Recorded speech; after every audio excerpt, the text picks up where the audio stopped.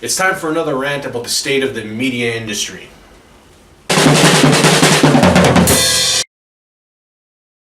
What up, everyone? In this next video, I want to talk about the current state of the media industry. Now, I'm not going to go into media practices that are dragging down the industry and hurting credibility. There are still way more things I could talk about on that. So for example, we could talk about abuse of the term breaking news, sensationalizing stories, presenting claims without any actual attribution. All things we could delve into further, and we probably will later in this video series. However, today I want to talk a bit about essentially the reality of working in media today. So let's just dive right into it. I am going to be talking a bit from personal experience, having worked at several organizations, going for the better part of a decade now. And just the general state of how the industry is being perceived, sort of from somebody who has been working in said industry. Now, unfortunately, I'm sure everybody does know that ad revenue is down, which means the overall revenue for the industry is low. It's getting lower by the minute. This means budgets are getting budgets are getting smaller, and staff is having to do more. This means there's been many public, high-profile layoffs in major news industry, in major news companies. Look at Post Media, for example. How many times have layoffs from that company made the news? They're not the only ones either. But since they're the largest media company in this country, Canada, they get the most attention. And before Post Media bought all their newspapers, the same was for Sun Media, which was a subsidiary of Gord Media. Layoffs have been rampant under their leadership as well. So layoffs are not unusual for this field. Whenever layoffs occur, that means the workload increases for those that are left behind. And why does a company lay people off? Because they need to reduce expenses. So it's not like those that get left behind necessarily get compensated for their increased workload. And the increased workload can go up already exponentially. There are some newsrooms where there's only really one journalist. And that journalist is most likely also the editor of that newsroom, who is also the photographer of that newsroom, who is also the page designer of that newsroom, where you've essentially combined, if my math serves me right, if I can count properly, editor, reporter, page designer, photographer, 4 jobs combined into one. And that's in multiple departments. Now granted, that position is most likely a weekly newspaper, a weekly community newspaper in a small town where you can almost get away with that. Now this doesn't mean a daily newspaper in a city or a larger city isn't technically understaffed for what they would need to run properly. That is a major problem in the industry right now, understaffing. Of which I understand that these companies cannot actually hire more people because they don't have the funds to pay the additional salaries because ad revenue is down. And some may be transitioning to try to do either digital or online or some kind of non-paper method of distributing when I say paper, I should say print. But anyway, a non-print way of distributing the news. Not everybody's like that, but you get the point. This has an incredibly negative effect on the journalists. Work increases, pay stagnates, which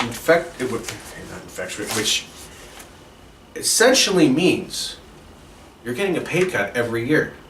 You're not getting compensated for your increased workload. Cost of living keeps going up. So in reality, that is a pay cut by another name. Now that is just how business works. Make no mistake about it. It sucks, but that is business. But regardless if it's business or not, it doesn't mean that this is an ideal way to go. Because this can make newsrooms, or newspapers in general, or media outlets in general, miserable places to work. Because then it could fester this idea that everybody's job is on the chopping block. Some people may welcome being laid off, while others may feel like they have to show that they need to be the one that's kept, and everybody else around them needs to be laid off. I'm not saying this from experience myself, but this is stories that I've seen shared from other offices, other newsrooms, that morale seems to be incredibly low. And in a lot of ways, when your pay stagnates and your workload just seems to increase with no end in sight, how can you not blame somebody for feeling that way? Unfortunately, now this is me trying to predict the future, which could go either way. When you look at this and you see how miserable the industry can be and how it can fester such misery, it makes me wonder how many people are going to stay in journalism. How many people are going to take what they've learned in journalism and say, I'm going to PR to make more money. They may hate the idea of PR. Common joke, that's the dark side. But eventually, the saying, money talks, becomes true. Money talks, and the opposite of that is bullshit walks. Newsrooms can already be a miserable place to work.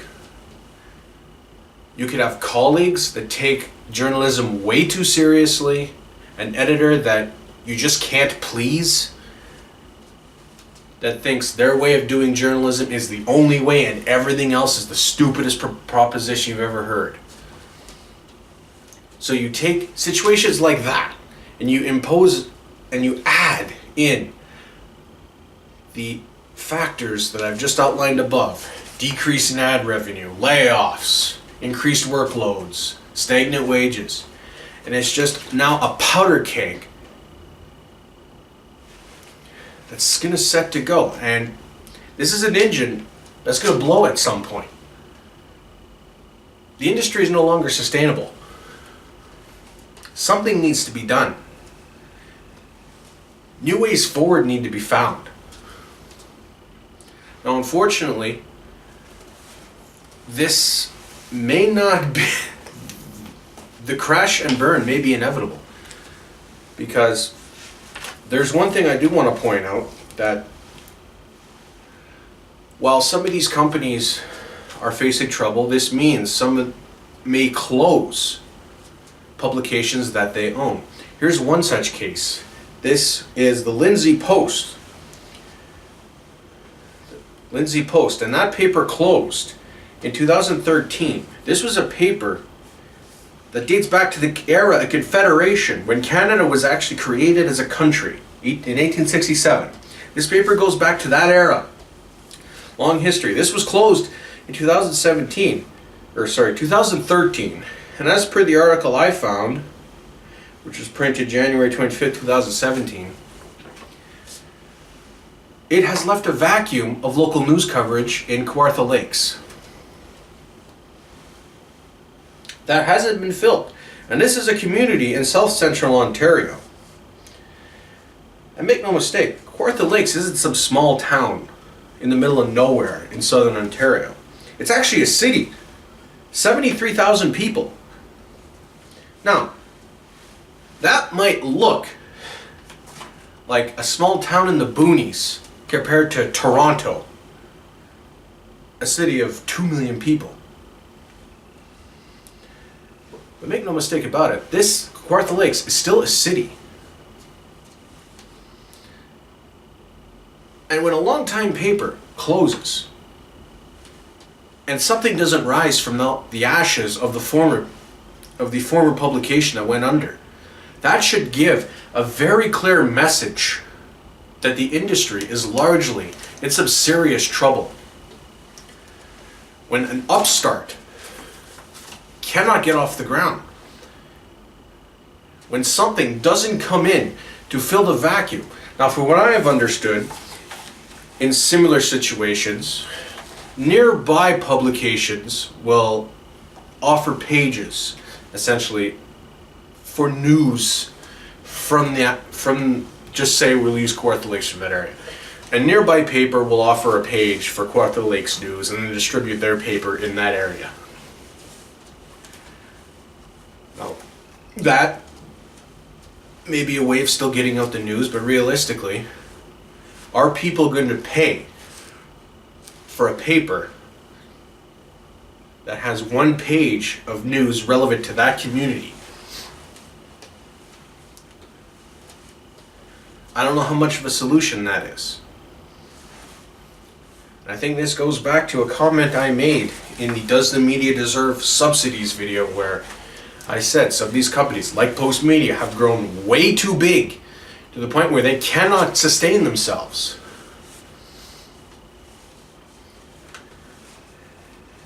Personally, I think the independent journalism is where it's at.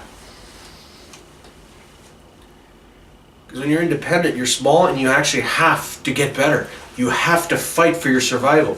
You have to fight to get heard. And if you can't evolve, you get thrown out. These big companies,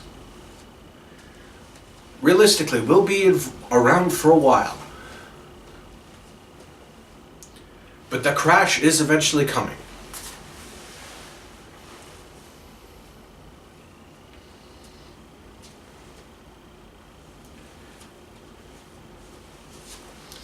So all in all, this is what worries me about the industry. I'm worried that more and more of my colleagues are going to abandon the industry for greener pastures somewhere else in a different line of work. And what worries me is what's going to happen? Who's going to fill that void?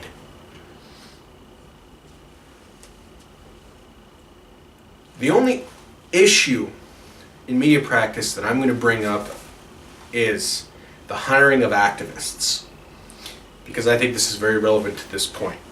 When all the actual trained journalists that are supposed to be objective and say the truth, report the facts, unbiased, when all those people have been run out, who's going to replace them? Are they going to be replaced by knowledgeable people?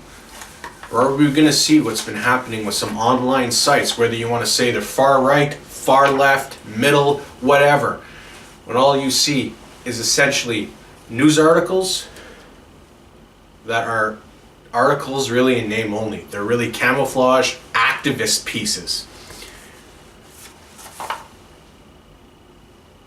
I am definitely worried that objectivity is going to be thrown out the window when activists are going to be hired to push agendas, to push what have you. Pick a cause. We don't have to be cause specific.